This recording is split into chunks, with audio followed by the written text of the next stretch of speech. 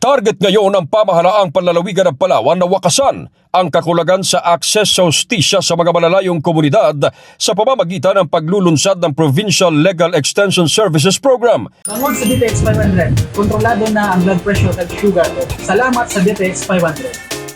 Personal na tinungo ng Provincial Legal Office ang munisipyo ng Rizal, Palawan upang tugunan ang lumalalang pangangailangan ng mga mamamayan sa legal na saklolo at kaalaman sa batas.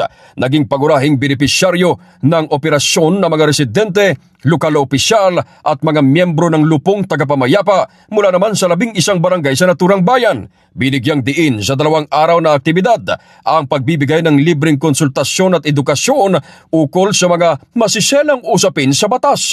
Kabilang dito ang mga kasong sakop ng Katarugang Pambarangay, Republic Act 9262 ang Anti-Vowsy Act, Republic Act 11596 o Prohibition of Child Marriage at Anti-Trafficking in Person at Safe Spaces Act upang palakasin ang proteksyon ng mga vulnerable sector sa lipunan. Batay sa ulat ng PLO, bulto ng mga idinulog na suliranin ng mga residente ay may kaugnayan sa agawan at usapin sa lupa, sigalot sa antas ng barangay, mga depektong birth certificate, kasal at iba pang mabibigat na usaping legal na matagal nang nagpapahirap sa mga lokal na mamamayan.